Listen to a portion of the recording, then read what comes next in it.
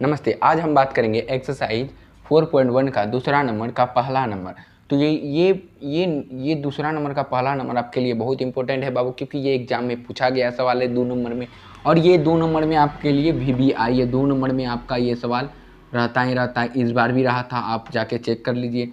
तो ये 2 नंबर का सवाल आपका छूटना नहीं चाहिए। इससे मतलब कि प्रश्न वाली 4.1 का 2 नंबर से एक सवाल था जो कि हर बार इससे पूछा जाता है, इससे भी इस बार पूछा जाएगा। तो हम चलिए पहला नंबर को देखते हैं। तो देखिए बाबू, पहला नंबर में क्या लिखा है, हम बुक पढ़ के आपको सुनाते हैं। तो देखिए लिखा है, एक आयताकार भूखंड का क्षेत्रफल 500। एक आयताकार भूखंड इस तरह से होगा। तो ये एक आयताकार भूखंड है बाबू, एक आयताकार भूखंड है, ठीक। उस भूखंड का क्षेत्रफल जो है कि बाबू, भूखंड का हम यहाँ समझाते, एक आयताकार भूखंड क्या है, भूखंड है। उस भूखंड का क्षेत्रफल जो है कि 528 मीटर क्या है बाबू, स्क्वायर है।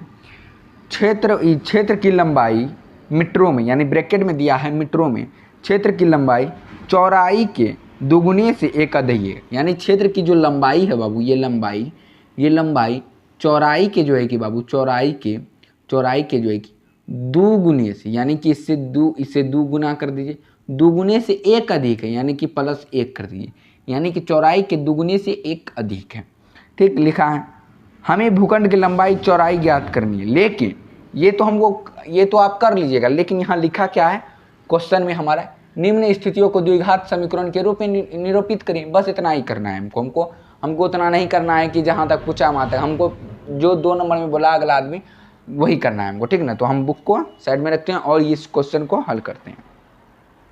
तो यहाँ लिखा क्या, भूखंड की लंबाई चौड़ाई ज्ञात करना है। तो हम लिखेंगे माना, लिखेंगे बाबू माना, 1 नंबर है हमारा, ठीक ना। माना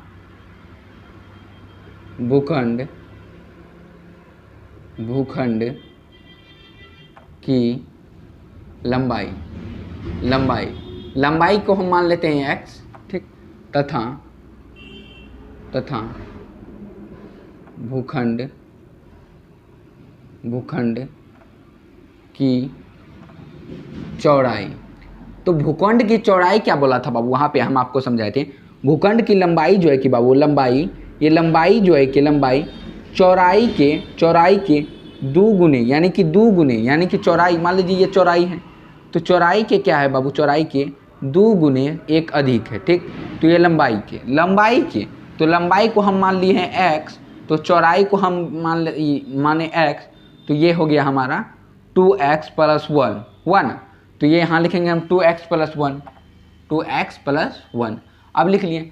अब देखिए बाबू, प्रश्न से यहाँ लिखेंगे, प्रश्न से बहुत आसान है बाबू, आप लोग भारी मत लीजिए, ये बहुत आसान है, आपको बनाने में भी मजा आएगा, सिर्फ आप समझिए। यहाँ लिए, तो यहाँ पर क्या कहा है बाबू, यहाँ पर क्या कहता है, बुक हमको देखने दीजिए। हाँ, तो यहाँ पर जो है कि बाबू, आयत का क्षेत्रफल कितना दिया हुआ था, आयत का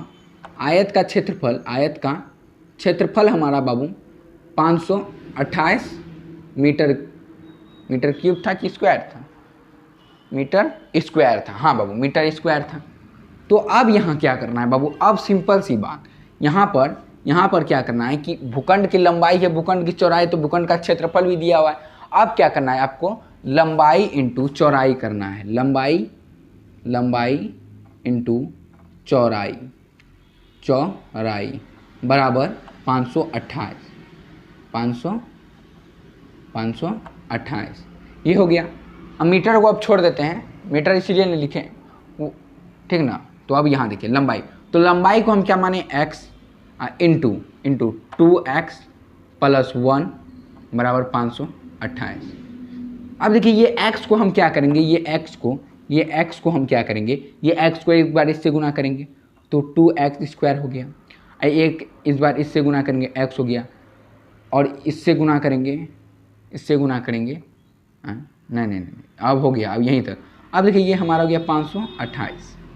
अब यहाँ पर हो गया 2x² + x, ये बराबर के उधर है तो इधर आ जाएगा, तो माइनस में 2x = 0। अब यहाँ लिख सकते हैं, अतः अतः अतः यह द्विघात समीकरण के रूप में निरूपित करें। अतः द्विघात समीकरण क्या लिखेंगे इसमें, निम्न स्थितियों को द्विघात समीकरण के रूप में निरूपित करें। तो निरूपित तो हो गया, तो बस इसको ही आंसर लिख दीजिए, ठीक, उतना मत जाइए, यही हो गया हमारा आंसर, ठीक ना, ठीक। अगर आप लोग उतारना चाहते हैं बाबू तो उतार सकते हैं, ठीक। कि एक और क्वेश्चन बता दें, एक और क्वेश्चन बताते हैं बाबू आप लोग को, ठीक ना। और एक और क्वेश्चन जो कि हमारा दूसरा क्वेश्चन है, एक और क्वेश्चन, यानी कि बाबू आपका निम्न स्थितियों में द्विघात समीकरण के रूप में, यानी कि दूसरा नंबर का एक नंबर हम खत्म कर दिया, दूसरा नंबर में हम है, तो दूसरा नंबर हम बुक देख के थोड़ा सा आपको बताते हैं कि क्या लिखा हुआ है इसमें। तो देखिए बाबू, इसमें लिखा है दो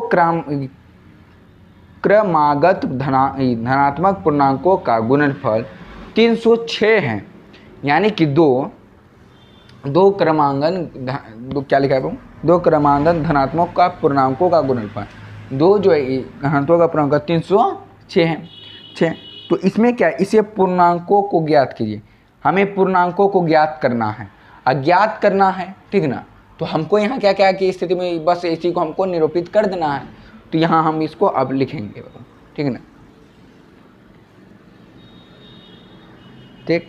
तो यहाँ क्या करना है, दो क्रमांकगत धनात्मक पूर्णांक का गुणनफल, हमें पूर्णांकों को ज्ञात करना है। यहाँ देखिए बाबू, आप यहाँ लिखेंगे हम यहाँ देखिए दो क्रमांगत धनात्मक पूर्णांक बोला है, धनात्मक पूर्णांक का गुणनफल, यानी कि गुणनफल डायरेक्ट तो बराबर 306 है, यानी कि पहला क्रमांगत धनात्मक का पहला क्रमांगत को हम x मान लेंगे और दूसरा क्रमांगत को हम x+1 मान लेंगे।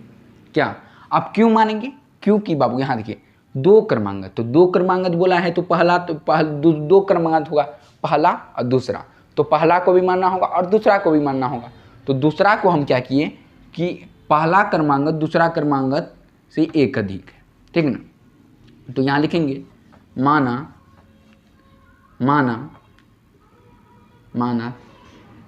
पहला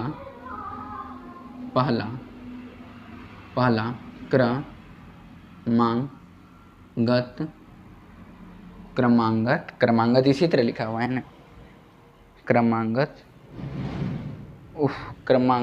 नहीं, इस तरह नहीं, गलत। देखिए बाबू, हम आपको समझाने में तो ही, देखिए धनात्मक पूर्णांक, एक बार आप हमको ठीक से देखना होगा। देखिए यहाँ क्या कहा है, धनात्मक पूर्णांकों का गुणनफल, सीधी सी बात, दो क्रमांक धनात्मक, तो दो क्रमांगत बोला, यानी कि क्रमांगत का मेरा बढ़ते क्रम, समझे कि नहीं, क्रम उसका, यानी कि 1 2 ये सब क्या हो गया, बढ़ते। तो दो क्रमांगत बोला है तो बाबू x ये पहले हो गया, इसको x मानेंगे तो दूसरे को x+1 मानेंगे, अगर 3 बोलता तो x+3 मान लेते हैं, ठीक है ना, ये x+2 मान लेते, इस तरह से मानते। तो यहाँ पर क्या कहा है, दो धनात्मक पूर्णांकों का गुणनफल, देखिए दो क्रमांगत यानी कि दो जो है कि क्रमांगत, तो यहाँ हम लिखते हैं माना पहला, इसी कारण हमको बुक से बढ़िया समझना पड़ता है, धनात्मक पूर्णांक, धनात्मक पूर्णांक बराबर x मान लेते हैं, यही मानना है। देखिए तथा, अब हो जाएगा बाबू, तथा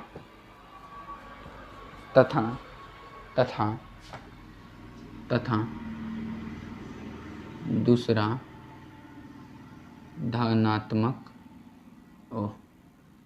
धनात्मक पूर्णांक, ये लिखे बाबू।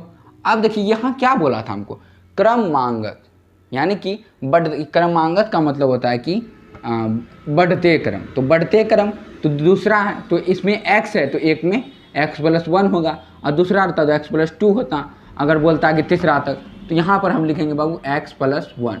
अब लिखेंगे आप प्रश्न से लिखें, तो प्रश्न में हमारा जो है कि धनात्मक पूर्णांकों का गुणनफल कितना है, 306, तो हम डायरेक्टली लिखते हैं, तो यहाँ लिखेंगे बाबू x इंटू एक्स प्लस 1 बराबर इसका गुणनफल कितना था 306 x square plus x minus 306। कितना आसान था बाबू, ये द्विघात समीकरण के रूप में निरूपित हो गया। यही हो गया हमारा आंसर, यही हो गया हमारा आंसर। अगर आप लोग उतारना चाहते बाबू तो उतार सकते हैं।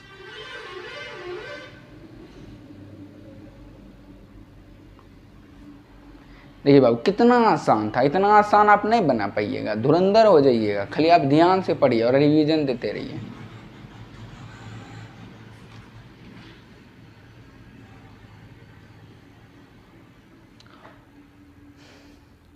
और आपका 2 क्वेश्चन बचा बाबू, उतार लें बाबू।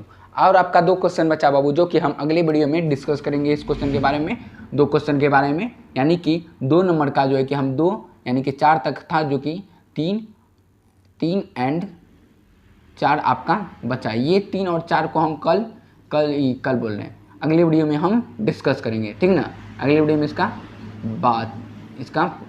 इसके बारे में डिस्कस करेंगे, ठीक ना। इसको समझेंगे अच्छे तरीक़े से ये इस सभी के बारे में। तो अगले वीडियो में भी जुड़ना ना भूले और थाला ऑनलाइन क्लासेस में भी जुड़ना ना भूले। तो मिलते हैं अगले वीडियो में, लेते हैं विदा, धन्यवाद।